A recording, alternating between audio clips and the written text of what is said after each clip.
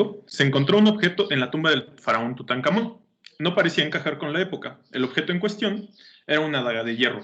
Si este dato no ha sorprendido a los que están viendo esto, deben tener en cuenta que Tutankamón vivió en una época en la que se acababa de descubrir cómo extraer hierro de los minerales y el uso de este material era meramente anecdótico. Entonces la pregunta natural sería, ¿de dónde sacaron los egipcios el hierro necesario para fabricar dicha daga? O más bien, ¿estamos frente a una prueba de que los egipcios estuvieron en contacto con formas de vida extraterrestre? Pues eso lo vamos a ver más adelante. Mi nombre es Jorge Rosales y el día de hoy vamos a hablar sobre el acero, un material que ha revolucionado por completo la forma en que nuestra civilización se ha desarrollado, pero esta vez lo vamos a ver desde un punto un tanto antropológico. La palabra acero proviene del latín acies, que significa metal adecuado por su dureza y resistencia. Y según la Sociedad Americana para Pruebas y Materiales, por sus siglas en inglés, American Society for Testing and Materials, o ACTM, es una aleación de hierro con pequeñas cantidades de carbono, menores a 2.6% en peso. Pero antes de entrar de lleno a la plática, veremos el origen del hierro. Podremos ver que el hierro es el culpable de que las estrellas exploten. Y bueno, según un relato del divulgador español Jordi Pereira, las estrellas brillan gracias a la energía que liberan al fusionar elementos ligeros en otros más pesados. Una estrella mediana, como lo es nuestro Sol, solo es capaz de fusionar átomos de hidrógeno en helio, pero las más masivas son capaces de fusionar el helio en elementos aún más pesados. Los elementos con más protones que produce esta cadena de fusión son el hierro y el níquel. Estos metales se hunden hacia el núcleo debido a su propio peso y ahí se acumulan. En este punto es donde surge el problema, pues los núcleos de los átomos de hierro son unos de los más estables de toda la tabla periódica. Así que su fusión no libera energía, sino que la absorbe. Y por tanto, cuando una estrella acumula demasiado hierro en su núcleo, las reacciones de fusión se detienen y desaparece la única fuerza que mantiene a raya el peso de todas las capas externas de la estrella. Sin una fuerza que lo detenga, todo el gas de estas capas se precipita hacia el núcleo y posteriormente explota. Tal como si se tratara como una bomba termonuclear. A este fenómeno se le conoce como supernova. O sea que cuando nosotros manipulamos un objeto hecho de hierro, estamos tocando un metal que saboteó el núcleo de una estrella y fue expulsado hacia el espacio hace miles de millones de años. Ahora bien, cuando ese hierro llegó a la nebulosa en la que se estaba formando nuestro sistema solar, se mezcló con el polvo rocoso que orbitaba el Sol y formó rocas llenas de virutas de metal. Eso se sabe porque actualmente algunas de esas masas siguen cayendo a la Tierra en forma de meteoritos denominados condritas. En la figura 3 es lo que podemos ver, unas condritas que se encontraron en la Tierra. Este es el secreto más bien de la daga de Tutankamón. Aunque los egipcios no dominaban al 100 las técnicas para extraer hierro de los minerales, de vez en cuando encontraban un meteorito metálico en el desierto y lo utilizaban para fabricar objetos súper exclusivos, tanto como la daga de un faraón. Cabe resaltar que estos objetos es un tanto sencillo encontrar, bueno, diferenciarlos en el desierto, porque tienen un aspecto que se diferencia completamente de todo lo demás. El acero es un metal que hoy en día conocemos por ser muy duro y tener presencia prácticamente en todos lados. De hecho, además de estar constituido por solo hierro y carbono, en la actualidad se le agrega pequeñas cantidades de otros elementos para refinar aún más sus propiedades y poder crear aleaciones muy especiales para aplicaciones muy, muy, muy específicas. Pero lo que muy poca gente conoce es que existe toda una historia de misticismo y artes obscuras detrás de este material. Entre los antiguos habitantes de Europa, África y Asia, el hierro era considerado de origen celestial, por lo que ya vimos. Por tanto, la palabra sumeria ámbar es el vocablo más antiguo conocido para designar al hierro. Está constituido por los símbolos pictográficos de cielo y fuego, perdón, y generalmente se traduce como metal celeste, metal estrella, o el más cool de todos, sería relámpago celeste. De hecho, en el territorio que actualmente se conoce como Reino Unido, se creía que el acero, al ser un material de otro mundo, era capaz de matar a cualquier forma de vida terrestre, por lo que se utilizaba para alejar a hadas y demás criaturas mágicas. Esto pues se puede trasladar un poco a la cultura mexicana, ¿no? No sé si les suena familiar el mito de que unas tijeras debajo de la almohada de los bebés puede ahuyentar a las brujas. De hecho, era un un miedo muy común entre las abuelitas de pueblo, ¿no? Que las brujas chuparan a, a los niños. Y bueno, pues es totalmente increíble cómo, a pesar de que muchas culturas estaban separadas por miles y miles de kilómetros, parecían tener ideas muy similares. Y es que entre las culturas de América, el hierro era considerado como un regalo de los dioses. Mucho antes de comenzar a trabajar los metales ferrosos terrestres, los antiguos habitantes de América trabajaron con el hierro de los meteoritos. En un relato que cuenta Mircea Eliade en su libro Herreros y Alquimistas, cuando Hernán Cortés preguntó a los jefes aztecas de dónde obtenían el hierro de sus cuchillos, estos le apuntaron hacia el cielo. Los meteoritos tenían una carga mítica que asombraba a los antiguos, no eran rocas comunes, de hecho, pues venían del cielo. Con ayuda del también fuego mítico, los herreros conformaban las rocas meteóricas y las convertían en estatuillas o armas. Esto no se podía hacer con las rocas terrestres porque, pues, evidentemente se rompían, ¿no? Existe una historia contada por Eduardo Espinosa en su programa bueno, más bien un podcast llamado El Dolop, en el que relata la historia de una condrita masiva. Esta se llama Cape York. Actualmente está en Estados Unidos. Sin embargo, este enorme trozo de hierro era aprovechado por los Inuit en las regiones árticas de América, más específicamente en Groenlandia. Este meteorito era parte de la iniciación de los jóvenes en la caza. Cuando un joven alcanzaba la madurez, los más viejos lo llevaban hasta el meteorito. Ahí los jóvenes tenían que extraer un pequeño pedacito de este meteorito y conformarlo hasta obtener una punta. Esta punta posteriormente se colocaba en un cuerno de narval y era el arma que utilizaban para poder llevar alimento a su pueblo. Y pues bueno, es completamente alucinante, ¿no? Que algo así sucediera. Y no solo el hierro que caía del cielo estaba lleno de misticismo. De hecho, el herrero era el principal agente de difusión de mitologías, ritos y misterios metalúrgicos.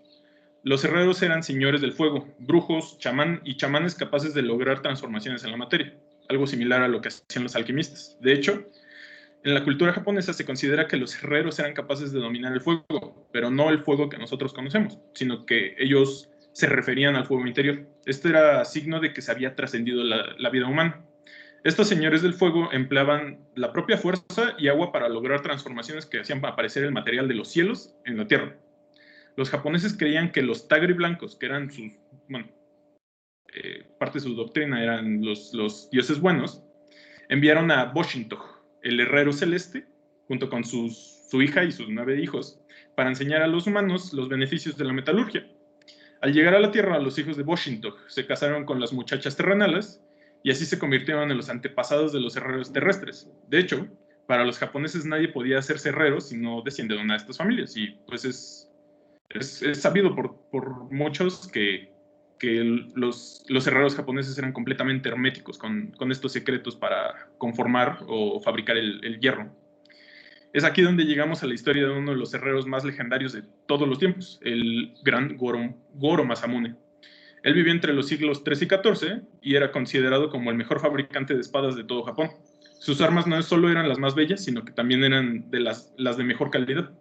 Se decía que sus espadas estaban tan afiladas que podían cortar un cabello mientras caía, o más bien, podían cortar un lingote de hierro como si se tratara de un melón.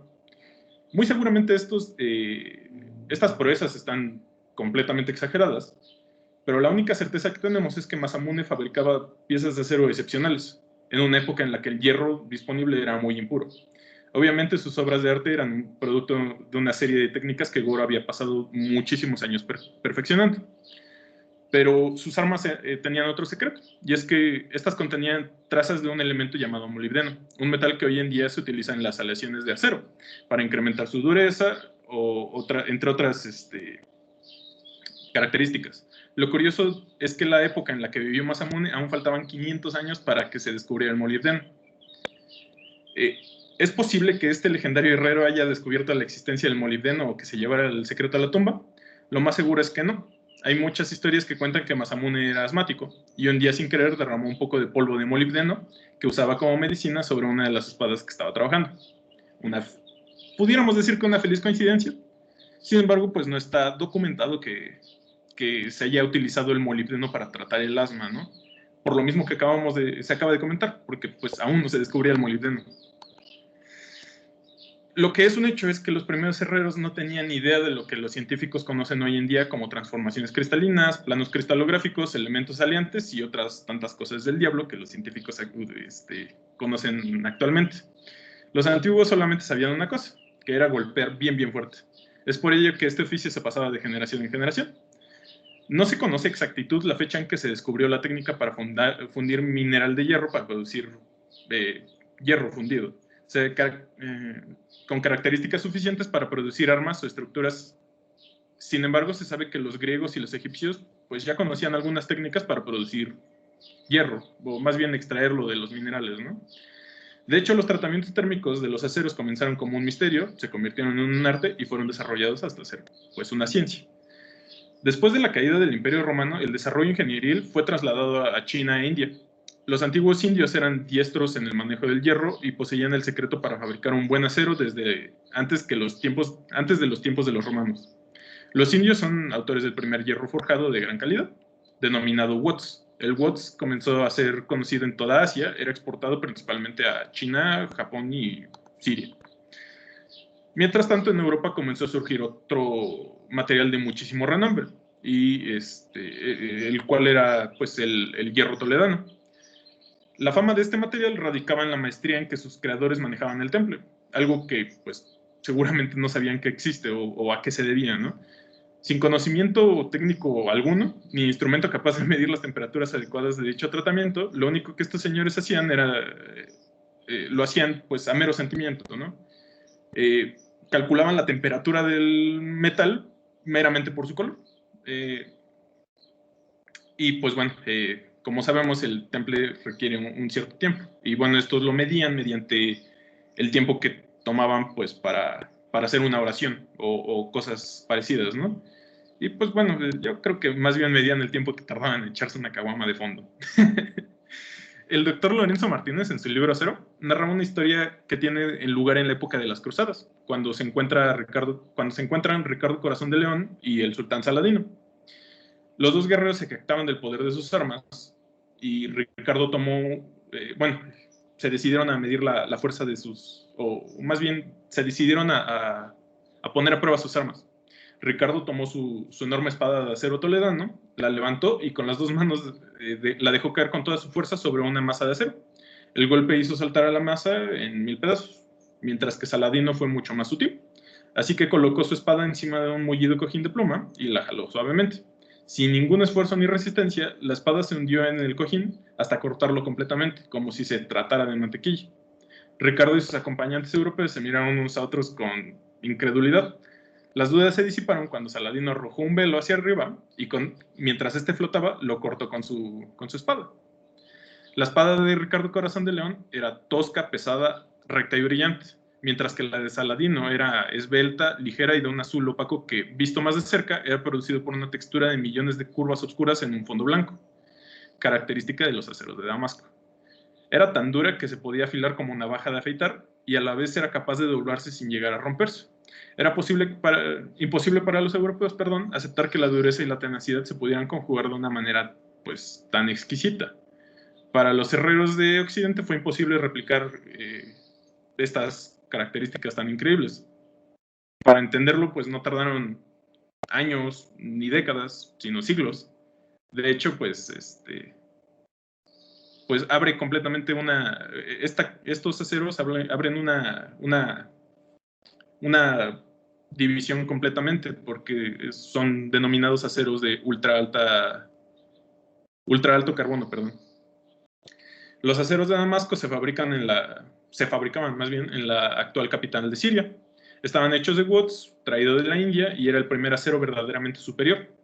Las ventajas del acero de Damasco frente a otros aceros eran pues, su gran resistencia, que les permitía tener un filo cortante de manera permanente, y pues bueno, una enorme tenacidad.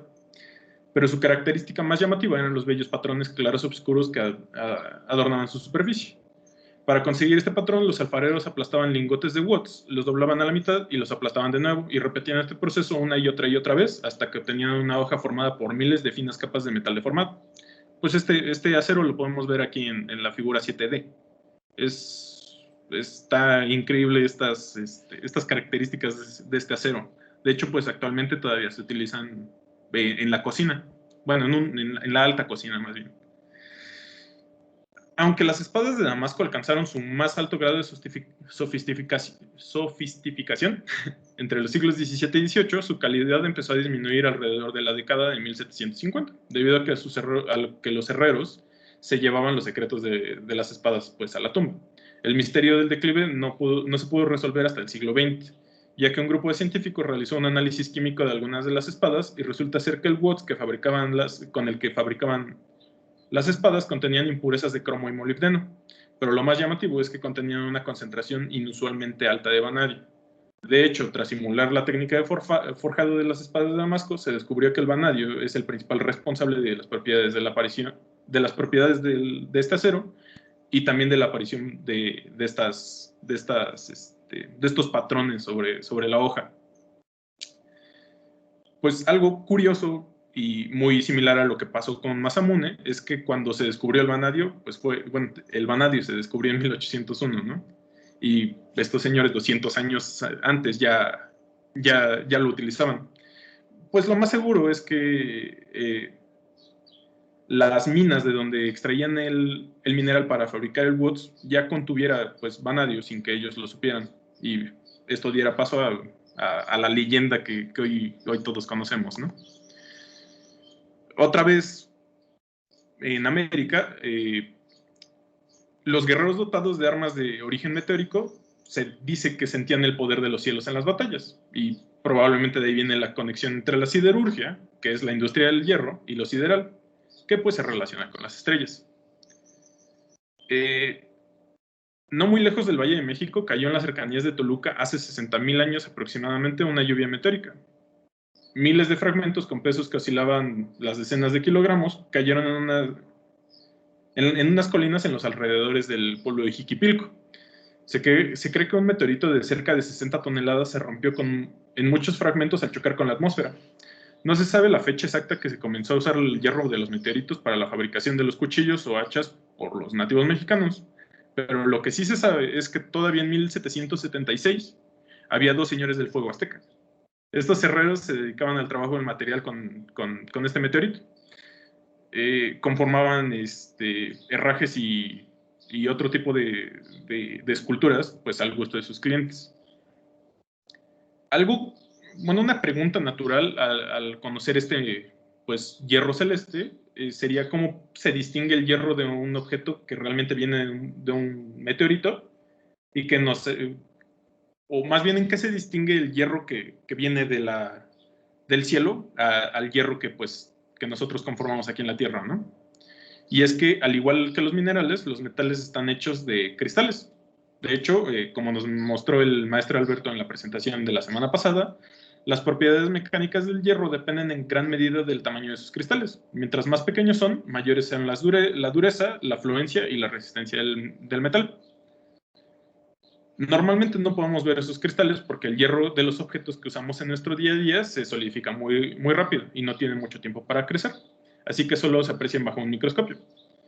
Ahora bien, si una masa de hierro fundido tarda millones y millones de años en solidificarse, es natural pensar que los cristales que crecerán en su interior, podrán alcanzar longitudes de varios centímetros. Y eso es lo que se puede observar en los meteoritos metálicos. Al provenir del núcleo de algún cuerpo celeste que se enfrió lentamente antes de ser destruido, suelen contener cristales de varios centímetros de longitud, que están hechos de hierro aliado con otros, con proporciones de níquel. Eso sí, la estructura cristalina de los meteoritos metálicos solo se puede observar si se trata de la superficie con ácido. Y pues ese resultado es lo que vemos en la figura 8, en donde podemos ver el patrón que se denomina como patrón de Whitman-Staten. Lo mismo, bueno, el maestro Lorenzo Martínez, en su libro nos da esta micrografía del fragmento de uno de los fragmentos de hierro de Jiquipilco, en donde podemos ver cristales de ferrita y algunos otros de austenita, que son los que tenemos aquí como gamma. Y pues bueno, o sea, de todo esto podemos saber que pues, el hierro es súper importante en la actualidad, tanto que incluso podríamos decir que lo llevamos en la sangre. Y pues es cierto, llevamos aproximadamente unos 4 gramos cada uno. Los glóbulos rojos son capaces de transportar el oxígeno que respiramos gracias a la hemoglobina. Estas proteínas están compuestas por 4 moléculas de hemo que a su vez contienen un átomo de hierro cada una. Estos átomos de hierro son los encargados de unirse químicamente con el oxígeno captado por los pulmones para que pueda ser repartido por el resto del cuerpo. Otra molécula, bueno, más bien otra célula que contiene hierro es la mioglobina. Pero esta proteína se encuentra en los músculos esqueléticos y su función es actuar como una reserva de oxígeno que permite que los músculos sigan funcionando incluso cuando el aporte del oxígeno de la sangre es insuficiente. Esto, pues, sucede cuando hacemos ejercicio, pues, extenuante, ¿no? Algo chistoso es que tanto la mioglobina como la hemoglobina adoptan un color rojizo cuando están oxigenadas, debido a que los átomos de hierro que contienen, pues, se mezclan con el oxígeno. O sea que cuando el elemento, o sea que el elemento que tiene nuestra sangre, pues es el hierro. Bueno, nuestra sangre, pues también los músculos, ¿no? Y bueno, esta es la historia de cómo un oficio y un material llenos de misticismo se conjugan para darle a la humanidad las herramientas necesarias para lograr proezas como llegar a la luna, explorar las profundidades del mar, o todavía más importante aún, fabricar chela a escala industrial. Es por eso que en la actualidad es muy difícil concebir un escenario de la vida urbana o rural donde no haya al menos un objeto de acero. Pues hay piezas de acero que en nuestra ropa, en nuestras casas, en las calles, en el campo, podríamos decir que es un verdadero material celestial. Estas son las referencias y pues quedo de sus dudas o preguntas. Muchas gracias, Jorge. Muy ilustrativo la historia, ¿no?, del acero, que es bastante interesante. Y bueno, pues siempre la cultura hay que expandirla, ¿no?, en términos ya más generales, y siempre va a ser de muy buena manera poder recibir esta parte del conocimiento y a veces conocer, ¿no?, de dónde se proviene todo lo que el día de hoy también nosotros trabajamos dentro del grupo, que son los famosos aceros. Muy bien, muchachos, no sé si tengan alguna pregunta, alguna observación, algún comentario que gusten hacerle a Jorge.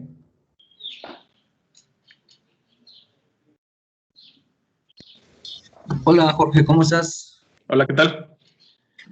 Oye, yo tengo una pequeña duda. Sí, dime. En estas referencias que tú ocupaste, en donde estuviste investigando, mencionas una tribu en la cual cuando alcanzaban la mayoría de edad eran llevados a un meteorito y podían retirar un pequeño fragmento de ¿no? Así Para es. su cuerpo. En esta literatura que checaste, casualidad, viene dicho qué tipo de herramientales eran los que ocupaban para arrancar este tipo de fragmentos. Fíjate que yo también me preguntaba eso, pero no está como muy bien especificado. Algunos dicen que llevaban otras herramientas, como tipo martillos o hachas, pero pues yo no me fiaría mucho de esto, ¿no? Lo que sí se sabe es que, pues bueno, esa historia está llena de... Bueno, los invito a que lo escuchen. Como ya mencioné, está en un podcast para no desgastarnos tanto. Y es horrible esa historia de cómo unos americanos se robaron literalmente esta pieza de los Inuit. Ok. Sí, porque es interesante, ¿no? O sea, ¿qué tal? Tiene mucha dureza este tipo de meteoritos y para que puedan separar un fragmento de él es impresionante, ¿no? Para su época, que no había mucho herramental. Sí, desde luego. Vale. Muchas gracias, George. Muy buena tu presentación. Muchísimas gracias. Bien, ¿alguien más, muchachos?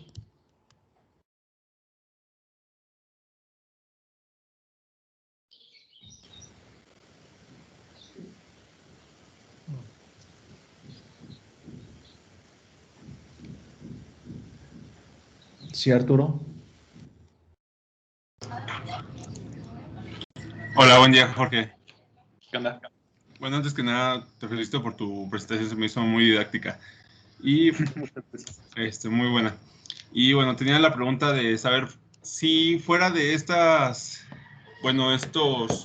momentos históricos donde se menciona al hierro, bueno, al acero, ¿existe evidencias de que otras culturas hayan usado se haya usado, por ejemplo, no sé, en la Inca o indios americanos u otras culturas antiguas?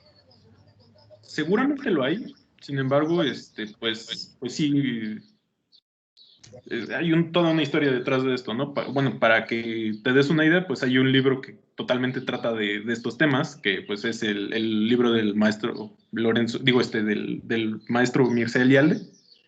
Él da un análisis un tanto, bueno, no un tanto, desde un punto de vista antropológico.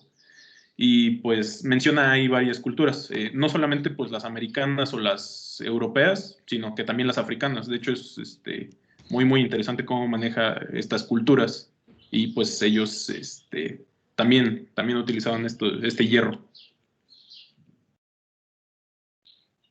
Ok. Bueno, sí, para revisar el libro se me es muy interesante, ¿no?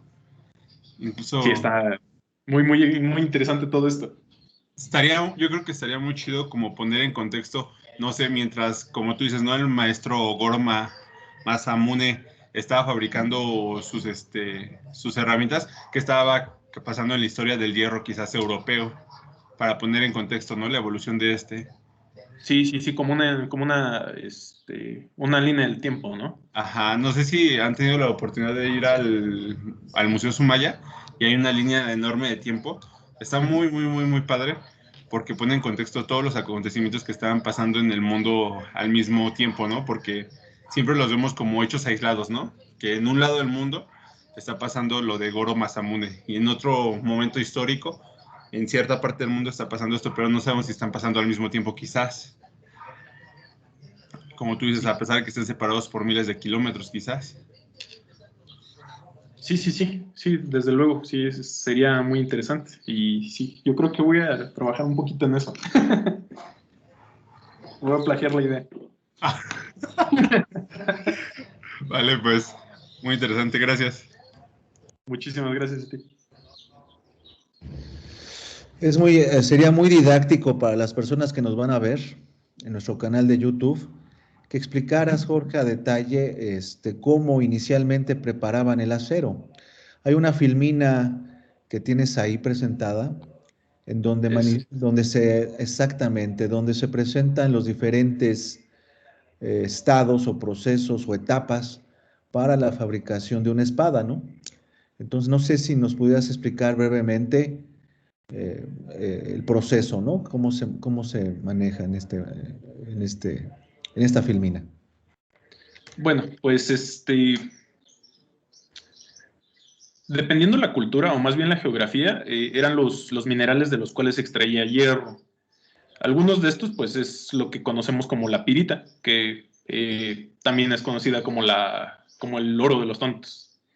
Este mineral se trituraba y se quedaban con los cristales únicamente pues relucientes. Y hemos visto, si alguna vez han visto este mineral, pues es de un tono, cuando se oxida es de un tono dorado. De hecho, está compuesto eh, de fósforo y de hierro, si no mal recuerdo. Y bueno, se trituraban estos minerales y se mezclaba junto con carbón de leña. Posteriormente se metía aquí en unos hornos y mediante unos fuelles se soplaba fuego, bueno, se soplaba aire, perdón, para aumentar la temperatura a la que se encontraban los hornos, perdón. Después, bueno, como producto de esto se obtenía lo que es denominado como hierro esponja y posteriormente pues se le agregaba un poquito más de carbón de leña. El carbón de leña lo que hace es oxidar a las impurezas. Bueno, cuando tenemos la combustión del carbón de leña, obtenemos dióxido de carbono y monóxido de carbono. El monóxido de carbono le roba el oxígeno a las partículas del hierro esponja y pues se convierte en dióxido de hierro, lo que nos permite refinar un poco el hierro que tenemos, y pues posterior a esto ya se obtenía lo que se denomina como watts, y del watts pues ya mencionamos, ¿no? Como mediante las técnicas que ya dominaban los antiguos, pues generaban algunas armas. Mayormente se utilizaba para armas.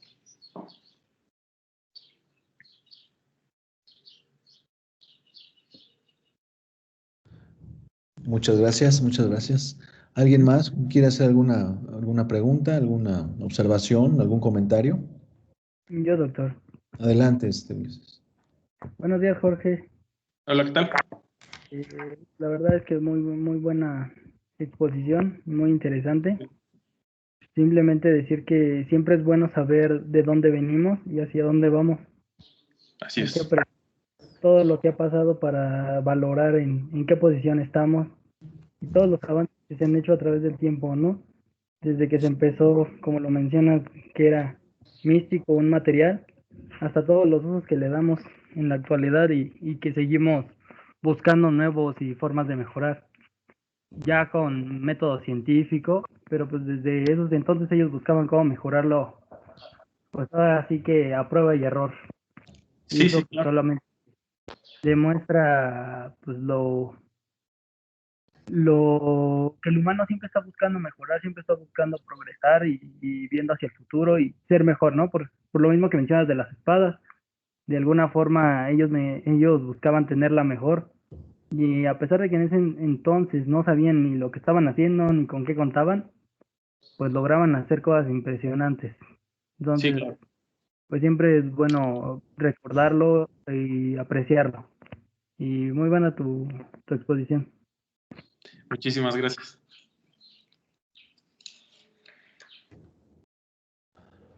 ¿Alguien más, compañeros?